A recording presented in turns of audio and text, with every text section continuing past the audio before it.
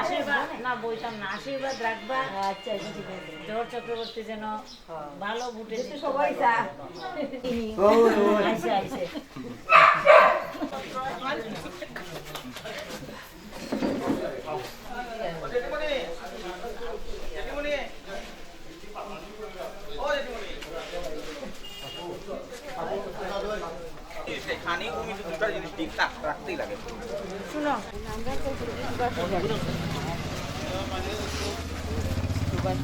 বিধানসভার উপনির্বাচনকে কেন্দ্র করে রাজনৈতিক ময়দান গরম হয়ে উঠেছে।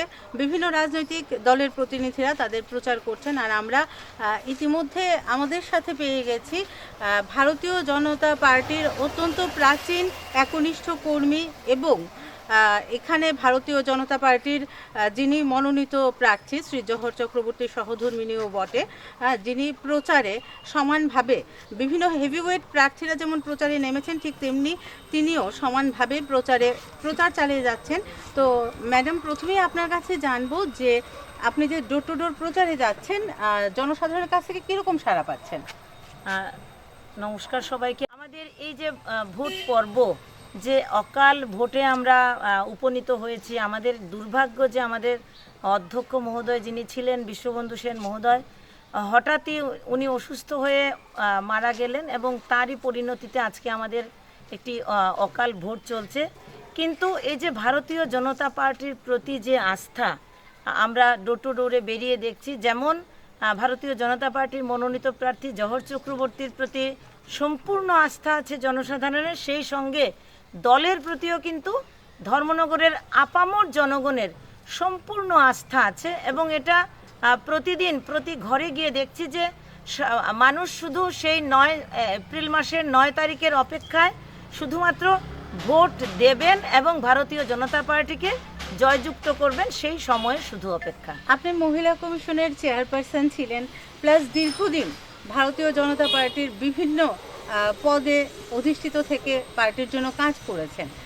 তো যদি ভারতীয় জনতা পার্টি এই ইলেকশনে জিতে যায় তখন জনগণের জন্য কী ধরনের চিন্তাভাবনা রয়েছে? দেখুন, ভারতীয় জনতা পার্টি এমন একটি পার্টি, আমাদের নরেন্দ্র ভাই মোদিজি যেভাবে সারা দেশের সঙ্গে এই নর্থ ইস্টের চিন্তা করছেন, ত্রিপুরা রাজ্যের জন্য বিভিন্ন ডেভেলপমেন্ট ওয়ার্কিংয়ের জন্য প্রচুর ফিনান্সিয়াল সাপোর্ট নরেন্দ্র ভাই মোদিজি দিচ্ছেন। এবং এই ধর্মনগর বিধানসভায় যদি জিতেন বলে কোনো শব্দ আছে বলে আমি মনে করি না। ভারতীয় জনতা পার্টি অবশ্যই জিতবে এবং ভারতীয় জনতা পার্টির সমর্থিত যিনি মনোনীত প্রার্থী শ্রী জোহর চক্রবর্তী মহোদয় জেতার পর আপামর জনগণের জন্য জনগণের প্রয়োজনে যা যা প্রয়োজন সমস্ত কিছু করার সিদ্ধান্ত উনি নিয়েছেন। এবং অবশ্যই সাধারণ জনগণ কিভাবে ভালো থাকবেন, কিভাবে আমরা সবাই সুখে শান্তিতে বসবাস করব, কোনো হানাহানি নয়। দেখুন, গণতান্ত্রিক ব্যবস্থায় অন্যান্য অনেক দল এখানে আছে, তাদের প্রতি আমার আবেদন থাকবে যে নিজেরা ইচ্ছে করে কোনো রকম সমস্যায় না জড়িয়ে একে অপরের সঙ্গে মিলেমিশে কাজ করে আমরা ধর্মনগরের ডেভেলপমেন্টের জন্য কাজ করব। একদম সবশেষ প্রশ্নে যাব যে ভোটারদের উদ্দেশ্যে কি বলবেন?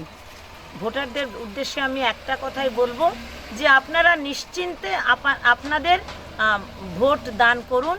আপনাদেরকে সব রকম সহযোগিতা করার জন্য সরকারের পক্ষ থেকে যেমন সমস্ত রকম ব্যবস্থা নেওয়া হয়েছে, আমাদের যিনি মুখ্যমন্ত্রী প্রফেসর ডক্টর মানিক সাহা মহোদয় সমস্ত রকম ব্যবস্থা দেবেন বলে আমাদের আশ্বাস দিয়েছেন। আর সেই সঙ্গে ভারতীয় জনতা পার্টির যারা আমরা একনিষ্ঠ কর্মী, আমাদেরও কিন্তু একটা সিদ্ধান্ত নেওয়া হয়েছে যে সাধারণ জনগণ বা সাধারণ ভোটারদের যেন ভোট দান গ্রহণে কোনো রকম সমস্যা না হয়, সেই অঙ্গীকার আমাদের থাকবে। এবং আমরা যে আজকে ডোর টু ডোর প্রোগ্রামে বেরিয়েছি, আপনারা হয়তো লক্ষ্য করছেন যে আমাদের সঙ্গে যেমন যুব সমাজ আছে, ঠিক তেমনি আমাদের কাকুরা আছেন, আমাদের সংগঠনের সমস্ত ব্যক্তিত্বরা সবাই মিলে মিশে একাকার হয়ে আমরা ভারতীয় জনতা পার্টির প্রচার করছি। এবং সেই সঙ্গে আমি বলবো যে আমার মনে হচ্ছে এই ডোর টু ডোর প্রোগ্রাম করে যে এই উপনির্বাচনে হয়তো সিপিএম এবং কংগ্রেসের জামানত বাজেয়াপ্ত হতে চলেছে।